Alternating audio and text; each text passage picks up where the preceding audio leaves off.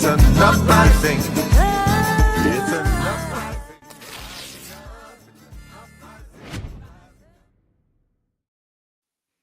Hello, everyone, and welcome to the Green Live Stream. I'm your host, Edie Arndell, and I'm here with my awesome co-host, Mr. Scott Free. What's going on, Scott?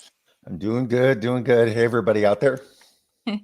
And So, comments. oh, sorry. No, and folks in the comments. It looks like we're getting comments We already already. got people in the comments, although Facebook wouldn't let us do our live. So Facebook's been a little weird, won't let me share, doesn't like us anymore. But, you know, we do the best we can. We're here with Adam Barrington. He's the national organizer for Public Rail Now. And we are planning, I've been in their meetings, we're planning a rally to save Amtrak, Rally for Amtrak. Yes. Do you want to tell us a little bit about that? Go ahead, Adam. Yeah, and first, thanks so much for having me. Can you hear me? Yeah. Mm-hmm. Okay, cool. Over the past month or so, we've been meeting with folks in different organizations, the good folks at the Illinois Green Party, Labor Network for Sustainability, Transit Equity Network, Railroad Workers United, sections of the Rail Passenger Association, and others to make a plan for a nationwide day of demonstrations in support of Amtrak and public transit, to not only demand that these public institutions remain public and keep getting the funding they need and more funding, but to also give communities the opportunity to express their ideas on what can be done to improve Amtrak and public transportation in their hometowns. So that's sort of the gist of it. And we can get into the specifics maybe, but we're planning on having it on September 20th.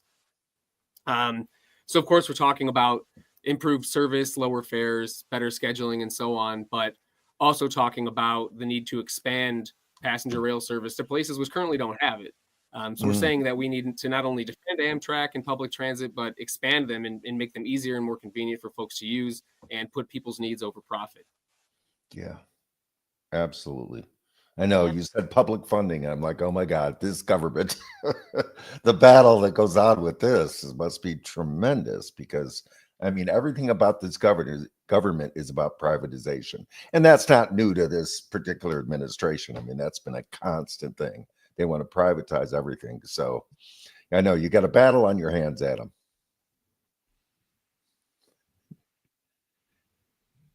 Are you there, Adam? Oh no, did we lose you? He had an article on Common Dreams. Yes. About privatizing Amtrak would be a disaster for working people. It's really good. I highly suggest y'all check it out. It's on their website, Public Rail Now. Maybe I can drop that in the chat. What happened to the? I had the website there, and it's not there right now. I'll get it up. Okay. Yeah. Okay. Yeah. Can you hear me? I think I froze up. Yeah. You froze for a little bit, but you're back now. Yeah, and apparently our audio is messed up. I think YouTube's mad at us. I think Facebook is mad at us because we're trying to change things. So yeah, must mean we're doing something right. Yes. So we were going to talk about the privatizing Amtrak would be a disaster for working people. So this is your page, and that's the rally for Amtrak. So whatever you want to talk about there, and I'll try to get the website into the chat. Yeah. And so how many places have you gotten people to thinking about this rally plan? Oh, yeah. I started thinking about this rally for Amtrak Day of Action while I was actually working on that article that got published in Common Dreams last month. But a disaster it would be if Amtrak were to be privatized. And I was reading statements by people like Elon Musk, who wants to privatize everything. And Bernie Moreno, he's unfortunately a senator here in Ohio where I live, who had said things recently about how the government should be out of the transportation business. They shouldn't be funding Amtrak. So I figured even if we're not hearing Trump or, his ilk coming out and saying that they're going to privatize Amtrak tomorrow, we know that with these big business types, it's just another public institution on the chopping block. And, as a matter of fact, there are some things in the works that will have a massive negative impact on Amtrak and the folks who rely on passenger rail service. There was recently an article that the BLAT, the Brotherhood of Locomotive Engineers and Trainmen, put out about legislation from the House Appropriations Committee Republicans for fiscal year 2026. And so the funding bill for transportation and housing and urban development and related agencies, it's going to transfer approximately $2.8 billion from the bipartisan infrastructure law to pay for this year's normal rail appropriations title. So that's going to take away vital funds that are needed to improve passenger rail infrastructure and expand passenger rail service throughout the country. So there are some things already in the works in terms of privatizing and dismantling Amtrak that folks should be paying attention to. Oh, without a doubt. Yeah, they try to grab everything. I mean, water, the post office, everything they're trying to grab.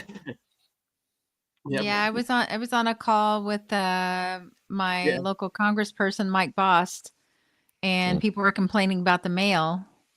But he never mentions that, they made them fund their pension 75 years into the future back under George W. Bush.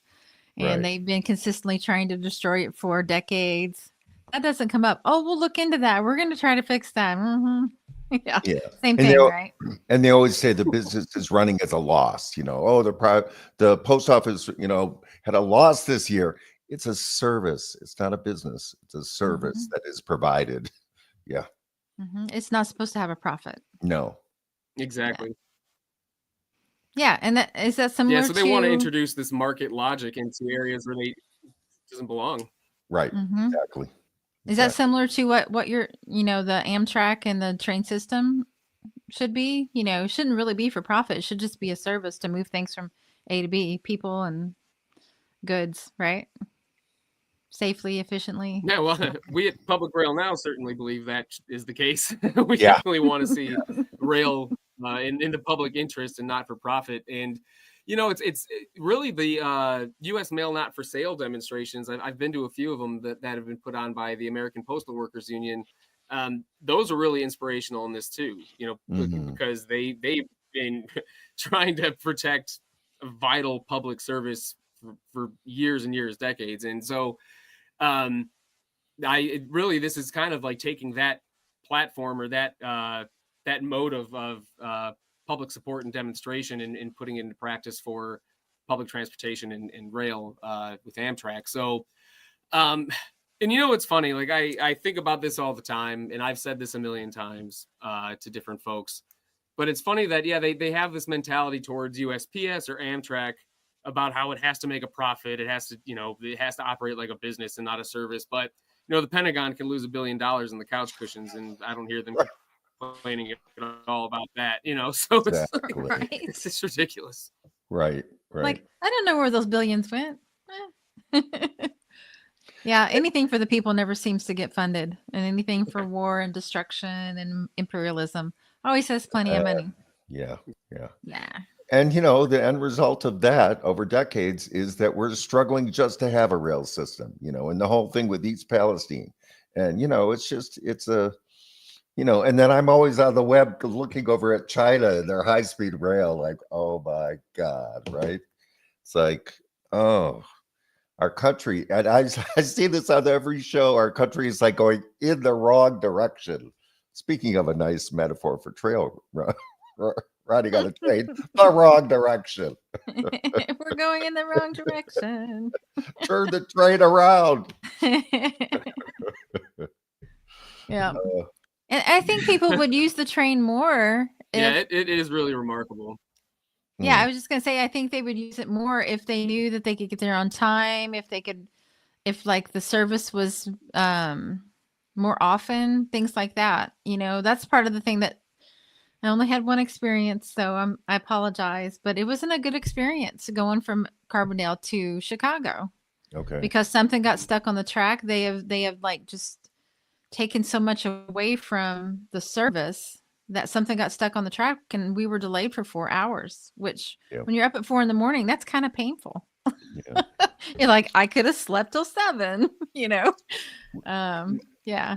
Although I used to live out east, and I took the train a lot more than I do now. I live in Chicago. I drive 99% of the time. But the reality is also it's such a luxury to take the train, because you drive somewhere and it's constant stress, trying to make sure the truck doesn't bash you and stuff, right? You go on a train, you sit down, you got your book.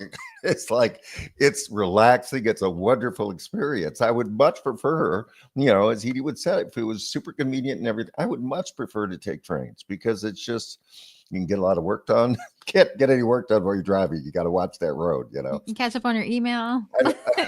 Right. It's the best. It really is. Rail is the Yeah. best. It is. Yeah, and me, I had kind of the romantic notion of like the ones you see in the movies from, I don't know, You- what, the 40s. Wait, I would love if we could go back to that. You didn't meet anybody on the train? Really? And start a love affair with them? Did that happen to you? Gosh, that happens all the time whenever I take a train. What's up, Alexandria? Alexandria is Oh, also hey. running for office. Yes. I can District- personally attest to how useful the Metro lines are in the Oh suburbs. my God. I'm so glad you're here, Alexandria, because Alexandria uses the train all the time. All the time. Yes. Yes. Yeah, running for Absolutely. office in District 10 against Brad Schneider.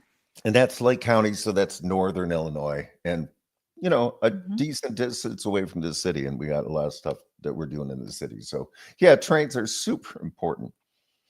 Allows me to be surrounded by nature and have access to city amenities. Yes. Best of both worlds. Yes. Yeah. So Yeah, I mean, it's I remember the first time I took Amtrak, I said I'll never fly again. It was just like such a way better experience than going to the airport and all that. And but the thing with Amtrak in Cleveland is it only operates from midnight to 7 a.m. So if you're taking a train somewhere, guess what? You're getting on that thing at 3 a.m. And so that's where this whole like myth of, people don't want public passenger rail. They don't use it. They would rather fly, or they'd rather have a personal vehicle. It's a bunch of like BS, because if you made it so that people could have a schedule that wasn't asinine, like that they didn't have to get to the train station at 3 a.m, right. way more people would use it. But it's the same. And another part of this is also, it's the same strategy they use with public education. They defund, and then they point and they say, oh, look, the public schools don't work. We need to privatize them. So that's exactly what they're doing in this case too. They're just going to butcher public transportation as much as they can. And in an attempt to open up a new market where one hadn't been before. Yeah. It's like every time no matter what the subject, I swear, folks listening out there, no matter what the subject, it always comes back to, it's because of the representatives we have in our government. Always. They're the ones who vote to defund, and so that's why we're here, right? That's why we're here in the Green Party, to try to change that stuff, because, again, it's just, all of the stuff we're talking about makes complete sense. It's all logical. It would make complete sense to just walk into your representative and say this. And of course, they're going to understand this, except for they're paid by certain people who make sure that they don't. So that, again, that's the issue. This stuff, it's so, yeah. They have cash in their ears. Yeah. What? I can't hear you through all this cash. Yeah. Looks like you have somebody you may know in the chat here. Cleveland Spiders. Wow. That is my old man. Hey, Pops. Hey, there we go. In here. All right. Nice. And Alexandria says, yep, increased train frequency would boost the economy by me. I think it would here in Carbondale as well. Yeah. Like I've been talking about a few times, mostly probably in your meeting. Can't remember where I said it, but Carbondale invested in this transit center that's still being built. And if Amtrak decides to privatize, they might decide that we're not big enough to stop. Right. And then what? Right. Our city that, of 25,000 people or so, just spent a ton of money for something that's going to be almost useless, that's a problem. So. And that's another huge point with the problem of privatization is when the profit is the motive, then people are going to get left behind. It's the same stories with the post office. If you live way out in the middle of the nowhere, a private mail service may decide, sorry, not worth it. And that's the problem. We can't live that way. We can't live on as profit as our as the purpose. Well, I wanted to give an example of that for people to kind of like understand. So, how many times does your mail carrier deliver your Amazon? Okay. yeah. Amazon dumps on the post office. These people get paid the same amount because they don't feel like going over there. Amazon is private, post office is public. So they push that load off onto the post office, and then the postal worker has to bring it to your house. Oh, right. I see it all the time. Okay. Yep. Amazon never comes to my house. They don't come anymore anyway because I canceled my Amazon. But anyway. By They support mistake, genocide. maybe. Well, Good, right. Don't cross right. that picket line. Right. Exactly. Oh yeah, to yeah, your we point, should start saying that that's as picket 100% line. That'd be right. great. Yep. Go ahead, Adam. Go ahead, Oh Adam. yeah, I just like to your point. I mean, that's absolutely correct. And can you hear me? Yeah. Yeah, it's a Okay, little cool. delayed. That's okay. Yeah, I thought that might be the case, but yeah, to your point earlier, that's 100% correct. So not only does our government, our tax dollars, subsidize these massive industries that operate for profit, don't benefit us in any tangible way, but then they'll also use the infrastructure that we have in the forms of public services to. I mean, it's like as basic as using roads that we pay for. Right. So it's in terms of like we're about taking the rail system and making it like we have a public highway system, we have public waterways, we have public airports, we have like every other mode that we have out there is public. It does not make any sense. It's completely irrational, and we're a total anomaly in the rest of the world to have a fully privatized rail system the way we do. But the infrastructure that we build with our tax dollars is taken advantage of by these corporations, which then turn around and say, actually, we don't want to pay taxes. We want to cut taxes for the wealthy, and they're the ones holding the money bag. So who's getting screwed when the wealthy get tax cuts? Yep. We are. Yep. Absolutely. No, it's. Well, I'm hoping to encourage Greens across the country to hold a rally in their town because the train is everywhere. We're going to be on the annual national meeting starts tomorrow.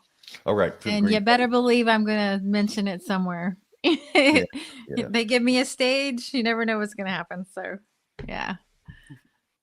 Beautiful. Yeah. So we're hoping the Green Party as a whole can really help promote this because, this is what we're about too. We want public services. We believe in them, and we want them funded. Yeah.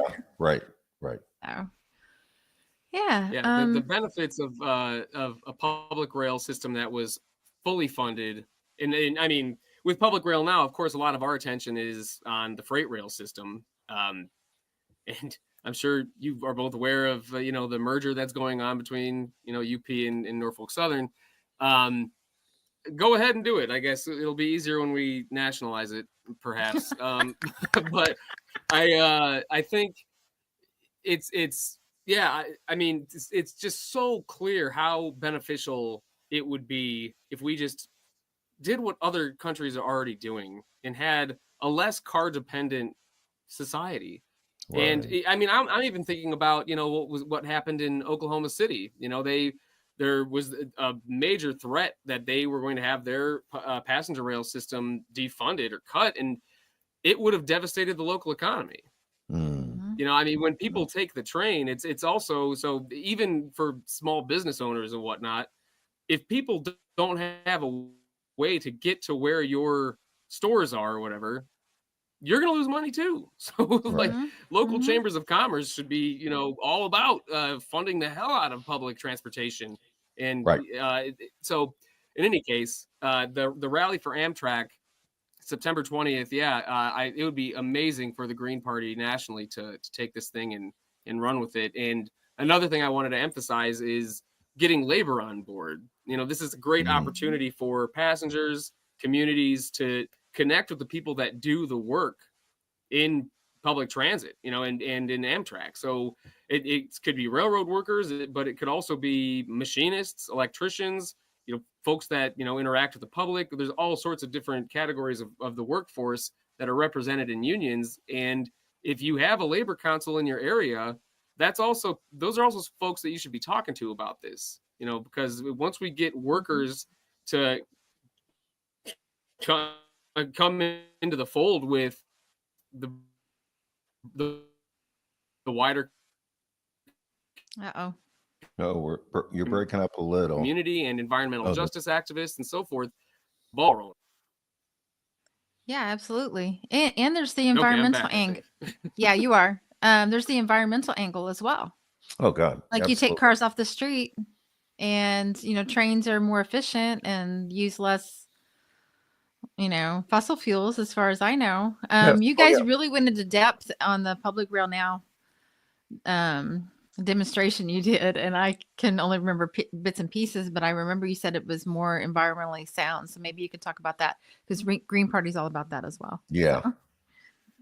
For sure. Yeah. I mean, rail, even with its imperfections right now, is still the most environmentally friendly way to transport things. And what we're all about at Public Rail Now is, if we had a national rail system that wasn't all about giving billions and billions and billions of dollars to, in stock buybacks and dividends to shareholders and whatnot, we could have full catenary electrification, which would be the best. I mean, it would be like, and don't get me wrong, there's a whole debate about, is it 100% green? Is like, maybe not, but it would be a hell of a lot better than what we've got right now. Catenary electrification for rail is about as good as it gets. Okay. It's way better than having these diesel batteries and whatnot in these trains. I mean, right. So, and you think about the trackside communities that are impacted. These are overwhelmingly low income and working class communities that are developing cancers at a higher rate. I mean, I don't have the numbers in front of me, but it's something like 6% higher chance of developing forms of cancer if you live in a trackside community, because you're all of the exhaust that you're exposed to constantly. Not to mention derailments. Yeah, I was going to bring that one up. Trains that are carrying heavier loads. Yeah, precision scheduled railroading is. Yeah, we learned all about that with East Palestine. It was you just couldn't believe it. You couldn't believe the length of the train that crashed, and there was one person at the front and one person at the back. I mean, and then they didn't get brakes. I mean, it was you couldn't believe what the stories that came out of that. And we didn't know anything about it until a derailment. That's how we find out. But oh my God, right. You're so right. On privatization, isn't it always the worst? We always have the worst outcomes in those situations because, again, it's always cutting corners. And like you said, how dangerous it is for folks who live close to these places that derail, and explosions and chemicals that they don't even know what the chemicals are. And I mean, it's. Yeah, didn't they say they did the wrong thing in East Palestine or Palestine? Right, they put it. They burned it on it, yeah, which was even worse for folks' health. Yeah, right. Mm-hmm. Yeah, I'm sure you know a lot about that. Cloud was right. That massive mushroom cloud that we all saw was because Norfolk Southern, against the better, the more informed folks that were telling them to do something else, they decided to do a vent and burn, which ended up looking like a bomb went off in East Palestine. Yeah. And it's also worth noting that the impacts did not. I mean, East Palestine has still not been made whole after that. The folks in that community I've talked, I stay in touch with a few of them. It's Norfolk Southern is now trying to. They were trying to introduce limitations to what they had to pay out. I think it was in terms of like the way that public schools are impacted, something like that. So they're even trying to renege on things that it's already been decided. And even that was peanuts. They did not get anything like they deserved. But there was something like, I think almost like a third of the population of the United States in some form was impacted by that. Wow. That mushroom cloud. And in the environmental devastation too. I mean, you're thousands of fish, mollusks, amphibians, different animals like that are in the area. Right. And there's still, and I've talked to folks out there, they still say if you look at the water, it still doesn't look right. If you go to a river in East Palestine, it's still like something's shiny in it. There's still chemicals in the water there, And and the scary thing is that happens way more often than we think. I mean, East Palestine was a devastating derailment, but derailments happen all the time. There's one other Norfolk Southern derailment recently in yes. Illinois. So No, and the other thing that is the long-term result of what our government has become, because our system is so corrupt, no CEOs ever go to jail for any crimes. And what that does is that allows them to be relaxed and say, we do something, maybe we'll get fined $1 million. That's nothing. So it just allows them full immunity. They can just do whatever they want. And they know that going in. They know they will never go to jail, and they act accordingly. That's this another sick thing about our government system is it's been corrupted to that level. I mean, in other countries, 100%. they go to jail. Some of them get killed in other countries, but they go to somebody jail. shoplifts a candy bar, they're going to be slammed to the ground. Oh, right. And they're in big but trouble. I have my wallet right here. I was going to pay for it. No, it doesn't matter. Oh, yeah. No. Well, I was successful in sharing. I That guess reminds me of Facebook likes an me old again. joke that I. Oh, go ahead. No, I was going to say, just while we're on that topic, what you just said, Scott, reminded me. I can't remember where I saw it, but there was a Chinese businessman talking to an American businessman, and he said, you've got a remarkable country. In our country, if you lose $1 billion, we shoot you. Here, they give you another $1 billion. Yeah. Yep. Right. Yep. Oh, a golden parachute. I'm sorry, you ruined the company, but you need to be fine because we need to attract the next guy that's going to ruin it further. Yep. Yeah. So true. Wow. Now you had a graphic you wanted to put up, right? Oh yeah, this is about Chicago specifically. So the Illinois Green Party folks and anybody watching in Illinois, public transit starved. Finally, the ILGA did nothing to address the Chicago region's looming fiscal cliff for public transit. CTA will begin making plans for a 40% cut to all rail and bus service and mass layoffs. Oh my God. Oh, that's you know horrible. anything about this, Adam? Or is this news to you since you don't live here? Yeah. Oh my God, that's terrible. I mean, folks are so dependent on that. I mean, that's just, and again, defunding, and then what do we see on the public side? It's people waiting for their buses, right? And now it's going to get 40% worse. So great. That's horrible. Had you heard anything about that, Adam? And that goes back to the labor. Yeah, that goes back to the labor aspect too that we were talking about. You're talking about all these massive cuts, something like $770 million that the fiscal cliff that CTA is facing. I mean, that's going to devastate workers and the people that rely on public transportation. Not everybody owns a car, especially if you live in a big city like Chicago. Oh God, yeah. People get to work, or then there's multiple reasons that people might not have a car. Some people have disabilities where they can't drive, or some folks are elderly, or some people prefer to just take public transportation, which is a perfectly reasonable position to have. So you're talking about taking away people's ability to go to work, to go to doctor's appointments, to get food, to just for leisure. I think it's worth saying that people deserve to have some kind of enjoyment in their lives. So if being able to get around is you're doing that through public transit, and that's taken away, well, okay, I guess you got to get a car. I don't know, what are you going to do?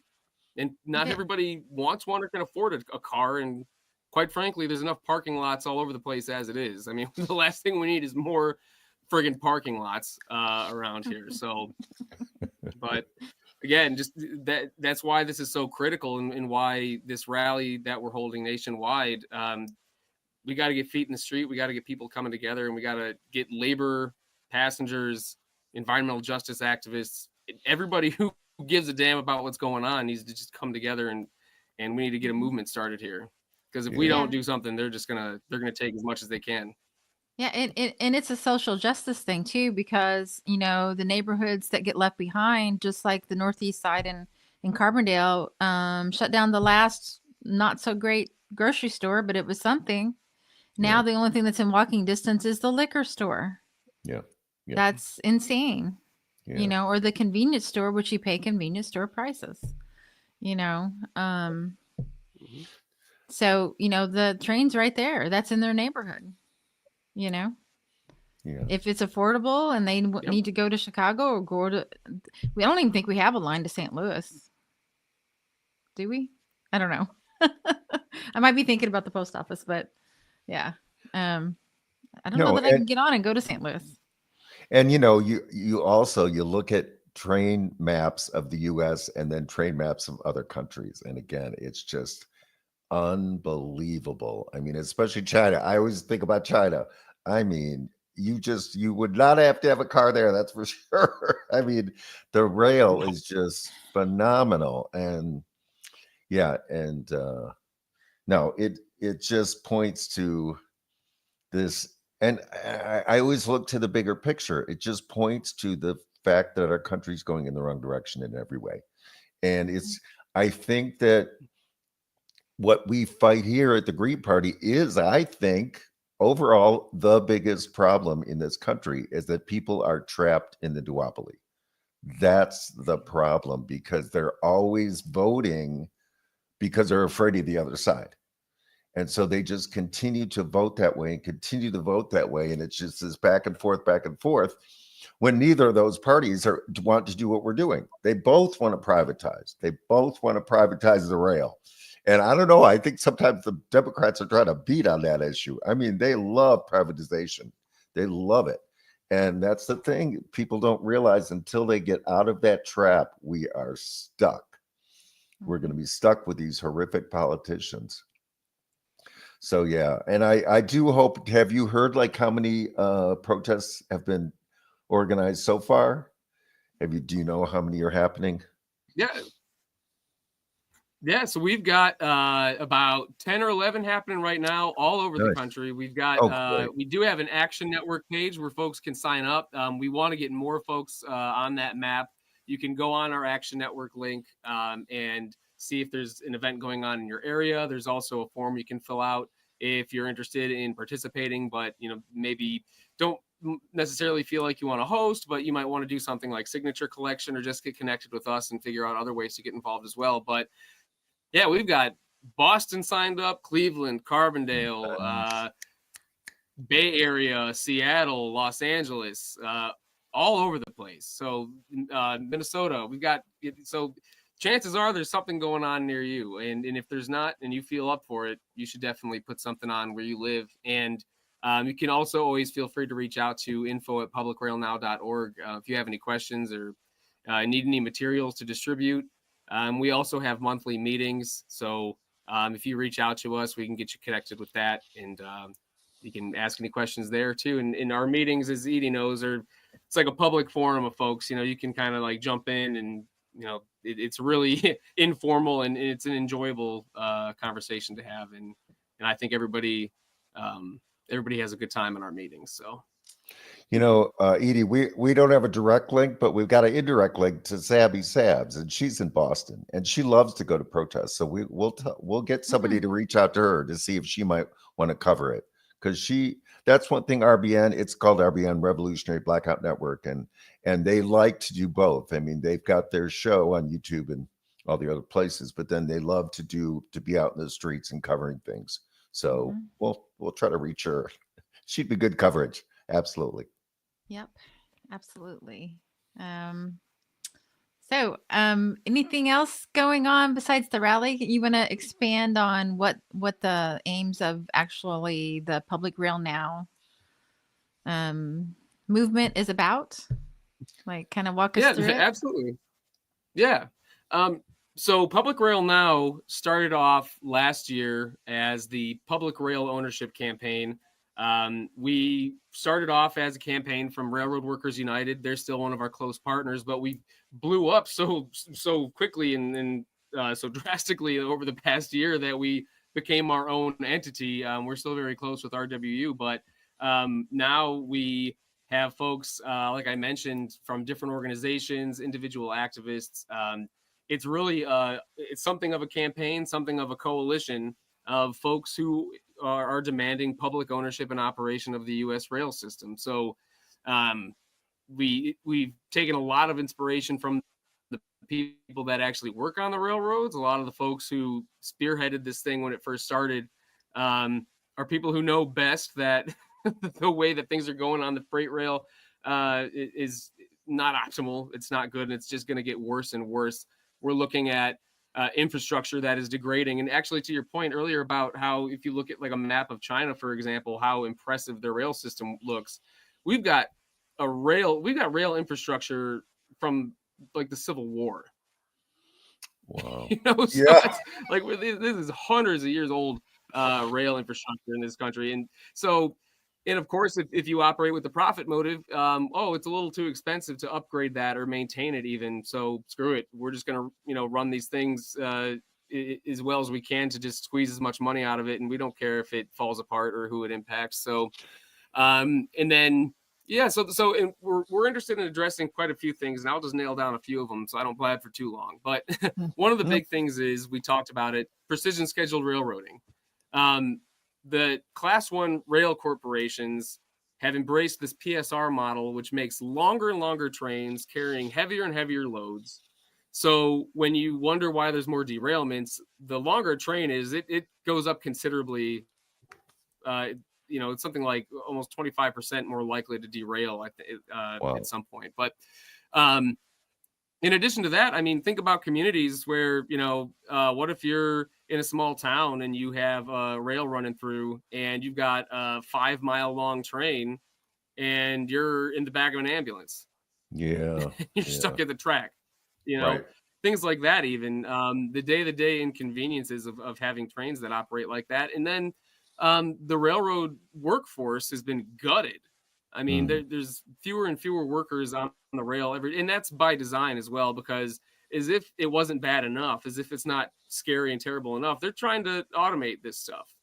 We're looking at these Class 1 corporations trying to automate maintenance and inspections. And, it started with this campaign from RWU, the no single person crews.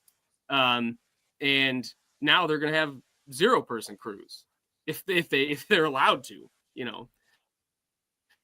That's terrifying. So all these different problems, it was just apparent to the folks that started this campaign that it can only be, it's just apparent that as so long as it remains in the hands of robber barons, it's not going to improve.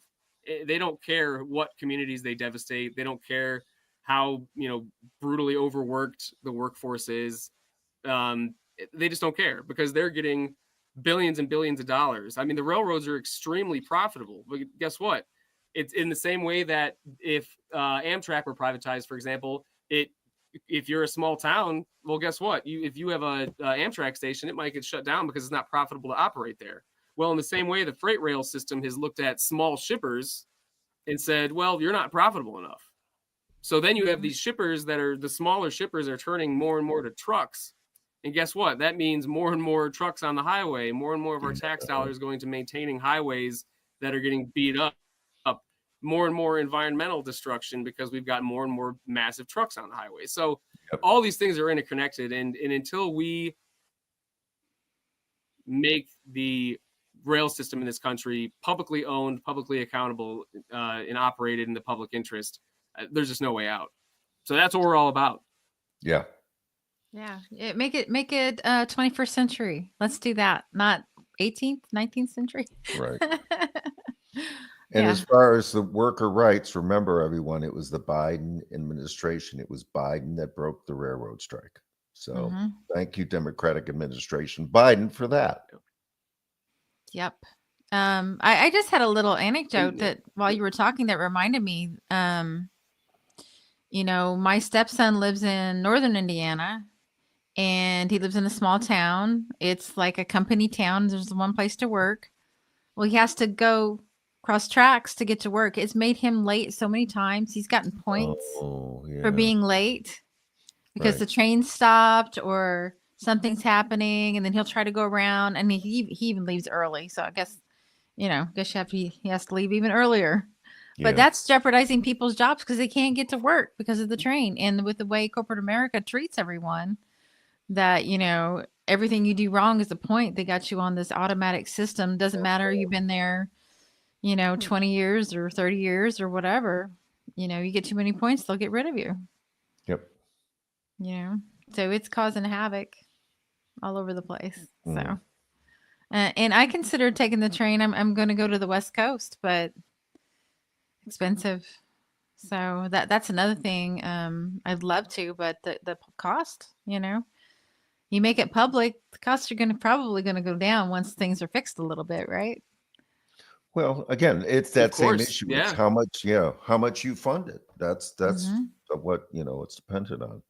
So no, and it's making it a priority, and that's the thing. We have our government has the wrong priorities. Gosh, just think if all the money that went to Israel went into trains instead, or that went from Ukraine, bring that money back from Ukraine, put it in trains. Yeah, that kind of rhymes. Defund Yeah, Ukraine. I'm putting Netanyahu as a dependent on my taxes. Yeah, exactly. No kidding. Oh my God.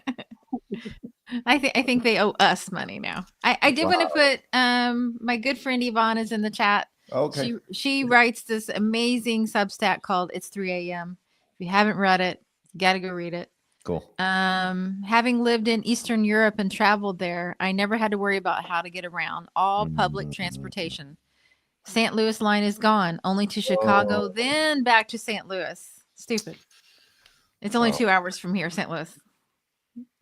Yeah, right. So you got to go all the way to 6. Chicago. 6 hours up. Oh my God. Yeah. No, it is so true. It's such about the bigger picture, right? The priorities. It's the priorities. Yep. Our government doesn't have us as priority, folks. That's the issue. And I'm so thankful for people like you Yes, doing the work doing and focusing on one issue and reaching out to, trying to build coalition around it. Right. That's kind of what we're doing too for what we're doing. We think we want to replace the people that are in power because they don't listen. Yeah. They've made it obvious. I can't tell you how many times I've called, any office, and the person that answers the phone is clueless. They're just there to be the stenographer. And I had to quit calling because it really made me angry. Yeah. And I started talking to them personally, like, what do you even know where your person is? What is it that you do here? Like on Office Space. Can you tell me what it is that you do here? Thank you for referencing that movie. God, I love that movie. The all-time great movies. Oh my God. In the basement. Yeah. Yeah. When I used to work at a company for corporate America, I remember telling one of the bosses about that movie. And I'm like, oh, I've never seen it. I'm like, you got to watch it. It was a direct slam to their There's a happy ending. The business burns down. Oops, sorry. I'm sorry. Yeah. So, I mean, that's really the long and short of it. Anything else? I mean, we still got 15 minutes. I didn't really plan this out. I just wanted to give you the floor and talk about whatever you wanted to talk about. I strongly encourage everybody to sign up and create a rally in your town. The train goes everywhere, but it's not working the way it should. September 20th. Start thinking about the people in your area. Who are the environmentalists? Who are the unions? Who are the social activists? If you think about it long enough, you probably come up with at least 5 groups. Yeah. That would be interested in helping you out. So you don't need to do it all on your own. Just be the person to step up and organize it. It's a lot of fun too. When you see those things come to fruition, It really is. like you planned it, and then you get there, you're like, oh, we're doing it, and it makes you feel better. Being around people, there's nothing like it. I mean, I think it can Right. be scary if it's your first time organizing something, but when I know just personally, like when I'm feeling down or when I'm, depressed or I feel like things are hopeless, if I go to a rally or something, or if I'm, around people, there's something in that really enlivens your spirit. So I really Yeah. think don't be afraid of trying it out. And especially something like this that makes total sense for everybody that you should be reaching out to, Right. if environmental justice activists, this is 100% an environmental justice issue. If civil rights activists, public Yep. transportation is a civil rights issue. Oh, Look God. at the history of redlining in food deserts and Yep. where these things matter the most. This is a civil rights issue. Hmm. Labor, I mean, that goes without saying. But and then folks, the civil and political rights of people that rely on public transportation. Yeah. I mean, not being able to get food, not being able to get to work, that is inflicting, especially for folks that might be elderly or disabled. I mean, that is an assault on their civil rights.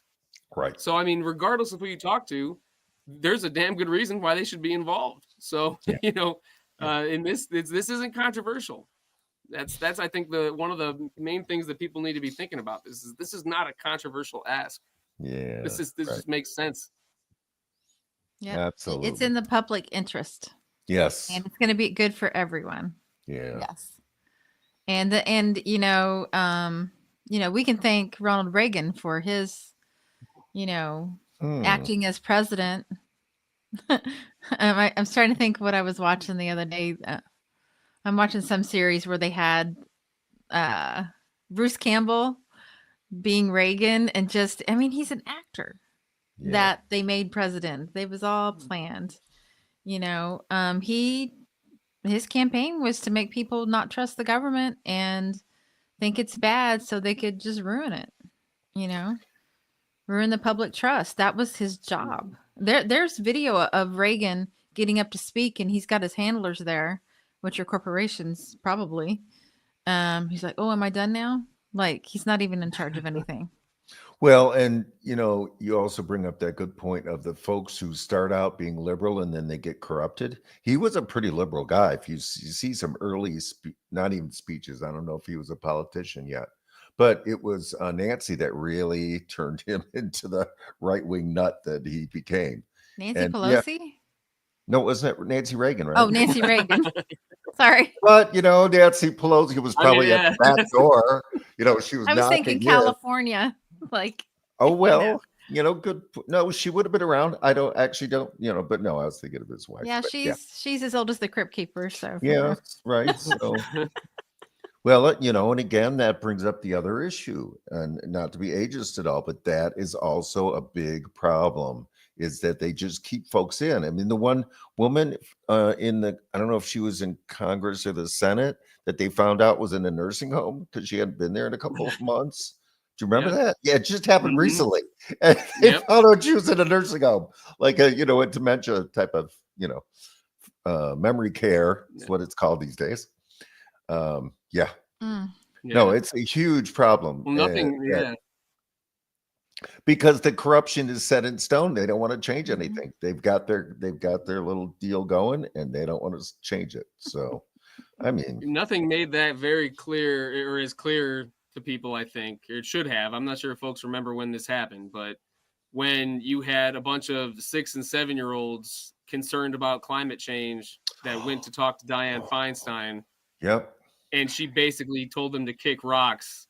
Yep. It was like, this dinosaur is telling these kids, who are the ones that are going to have to face the actual crisis of climate change, I don't care, I got mine. Yeah. I saw that. I remember that. I was like, wow, honey, that's not how government works. And I'm like, I think they know more than you do. Well, those kids were earnest, man. And man, the disregard for who they were and, thinking about their future. They were like, you're screwing over our future, But I will say that they got an education that day. They certainly did. They got their schooling. Oh, God. Yep.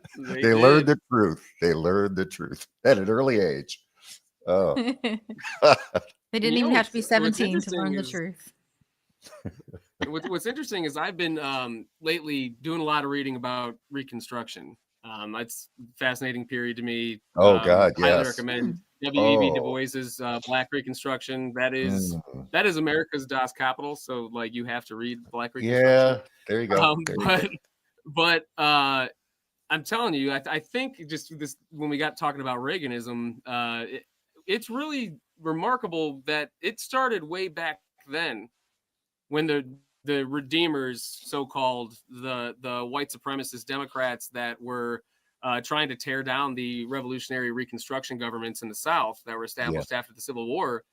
They said, oh, the government is overspending. We need more fiscal responsibility. We need to, they were against public education, which was established for the first time in the South after the Civil War, thanks to the radical Republican governments. I mean, so it's interesting to see. You could trace the anti-government, pro-private stuff all the way back then, and it is connected to proto-fascist white supremacists.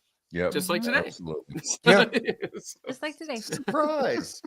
No, yeah, the Reconstruction period, right? That was probably the highlight of the U.S.'s government's life was Reconstruction. That was the best period, and then we had a little with the New Deal, just a little bump, and then. Well, and the Southern strategy, right? When LBJ did civil rights, Right. all the Southern Democrats became Republicans. Yep. Because it wasn't about a party. It was about, I went it my way. And I mean, there's places here in Illinois that still have Confederate flags. Oh God, yeah. And I'm course. like, That's so weird for Illinois. Y'all lost. Get over it. Become part of the country. Be participatory. I think it's been long enough. Let's learn how to work with others. Okay. Yeah, hitching your wagon to the losing side seems counterintuitive to me, but it's funny. It's speaking of the Southern strategy thing, we could see the same dog whistles today, in terms of what the reactionaries are trying to accomplish. You can look it up on video. I'm not going to repeat what he actually says, but Lee Atwater, Republican strategist for Nixon, he straight up told a reporter, back in the day, you used to be able to just say, insert slur here. But now we have to say states' rights. Things like they all these code words that they use now. And that goes back to Reconstruction too. States' rights is code for slavery. We want slavery. And the loitering rules or laws were all about that. Yeah. Can't loiter. Yep. And I would say, a lot of the treatment of homeless has everything to do with that. Yeah. You don't give people a good wage. You don't give them good health care in case they need it. And you make housing unaffordable. I mean, this generation can't buy houses. The one that's coming up now, even the millennials can't. Right. And half of my generation, I'm Gen X, half of them are struggling really hard just to survive. And we'll see. The system's rigged against you. Yeah. We don't know, it's early in this story of the next CEO got murdered, but we'll see if there's a connection there, that was the CEO of Blackstone, which is BlackRock, right? And they're not saying anything yet. And, sometimes it might take some time. We'll see. But no, the reality is people's lives are hell in this country. Absolute hell. Absolute hell. And, it isn't surprising that people lash out. I'm not saying that's what happened here. I don't know. But it's just because how much can people take? And that's the other thing that's so creepy is that you see these politicians, and they know what things are like for people, and yet they always just have to side with their donors because they're just not willing to, they've made enough money. Can't you do something right for once in your life? But no, they stay on that train. And it's really interesting right now to watch them because they're all scrambling because the issue is mass starvation. So how do they try to how are they going to work spin it? That one, right? How do they spin that one? And they're scrambling. And, as I've said, it was the Democrats who were in charge who defunded UNRWA. They were the ones that actually they were the main ones that it's causing the starvation right now. Of course, Trump has done his genocide well. He certainly has. But Biden started it, and in that period, that's when they defunded UNRWA. And people don't realize that was the main food distribution system throughout Gaza. And it was a massive system that was operating, and then they destroyed it. And now they're trying to do, they did this new fake one that's a Zionist controlled. But yeah, it's so there is no doubt that I guess you can tell Gaza weighs very heavy on our hearts here at the Green Party. I mean, we talk about it constantly. It is the Holocaust of our time. It's the greatest uncovering of how much our government doesn't respond. So that's kind of how we relate it. Like Gaza showed us that our government doesn't give two shits what we think, what we need, what we want. We are a product to them. We are there to be used and manipulated, and and after that they don't care. So. And that's the crazy things. Their donors say, "Go starve those people." Yes, sir. Okay, we'll sign the bill to starve them. Every Democrat in the Senate voted for that bill to end UNRWA. Every single Democrat. So, yeah. So we do tend to get into we yeah.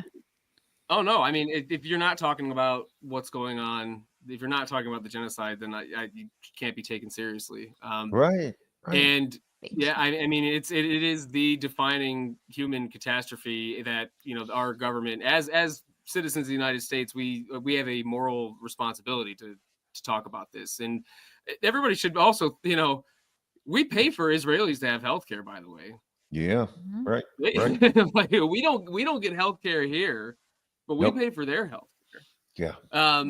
It's I mean, in this mass starvation, thinking about how they're going to twist it, what I've seen lately from right-wing liberals is that all of a sudden you're kind of seeing this turn. People like Matt Iglesias and these kind of disgusting types that they all of a sudden are kind of acknowledging, well, it wasn't a genocide before, but it is now. It's like, well, like, what was the turning point for you? And the really disgusting thing that I've seen is also people saying things like, well, those pictures of starving kids aren't accurate because they had degenerative diseases anyway, and things like that. Like just dismissing the photographic evidence of genocide and the starvation of children. I mean, we're talking about demonic people here. Like, if you can look at what's going on in Gaza, and you don't have a problem with it, and you don't think it's an absolute disgrace to the United States, to Israel, to anybody who's not doing anything to end it, I don't know. There's not enough breadcrumbs to get you home. Then you got to go to The Hague. That's right. And that's again, that does bring up really important issues. Will we have that? Will we have the Nuremberg trials, or is our world so corrupt that we never get to that point? Because I think back then there was a more moral system in place, and I don't know if we have that anymore. That's the scary thing. But you're absolutely right. Oh God, I watched CNN last night. I was going to throw up. They were talking about food aid trucks, and then how they got to a certain point, and then there was looting. And of course, they implied the looting came from Hamas. It's like, no, those were people are starving. Those were Israeli citizens blocking it. Israeli citizens who are more than it brings joy to their hearts to know that they're starving people to death. Joy to their hearts. I don't know why the trucks at the border don't just start up and ram the gate. Right. I mean, it's just absurd. Just do it. I mean, aren't you security? Don't you have a gun?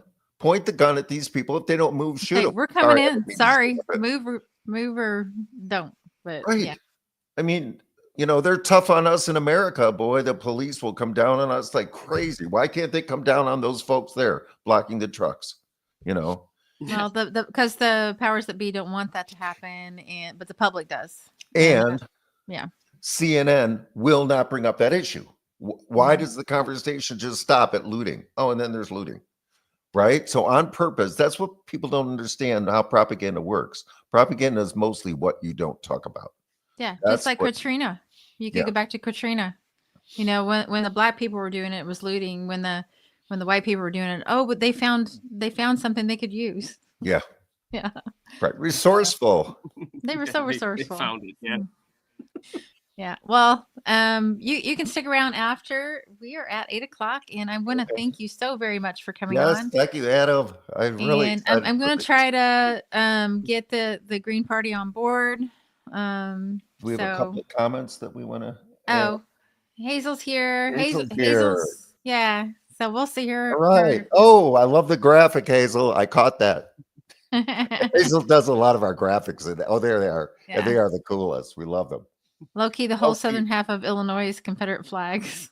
Oh, wow. Hopefully it's low key. I have heard that people are starting to bring in their Trump signs because Oh, it's so really? bad. Yeah. And people are worried about their health care. Yep. Hey, the big lie. Yep. Joe Harrington. Good to see you, Joe. So glad you Yeah. came. Yeah. So, and thank you so much, Adam. Yeah, And thanks. we're gonna make Anytime. this happen. Yeah. Yeah. Absolutely. Yeah. Thanks for having me. I'll be on anytime. I really enjoyed this. Okay, Okay. great. Thanks, Adam, Okay. so much. Thanks, Yes. and everybody, please don't forget to like, subscribe, share the stream, hit the notification bell, Yes. because we are now being suppressed, which means I guess we've gotten popular enough that we're important enough. I hope. I hope we're I that hope that's what it popular. is. And tune in Saturday at noon for our news of the week. Yes. We work on it all week long, don't we, Scott? Just Oh, putting yeah. stuff in, and I spend most of Friday trying to get it together, and then Scott looks at it most of Saturday morning. Yes. It's a whole big deal. So we try to bring you the latest and the most up to date and things that you don't hear elsewhere. Right. So and I guess we'll see y'all Saturday. Thank you. All right. Thanks, everybody. Bye. Bye. Peace and vote green. Take care. Yes. An uprising, we're rising up. It's an uprising, we're rising up. It's an uprising. Fight the power. It's an uprising. Fight the power.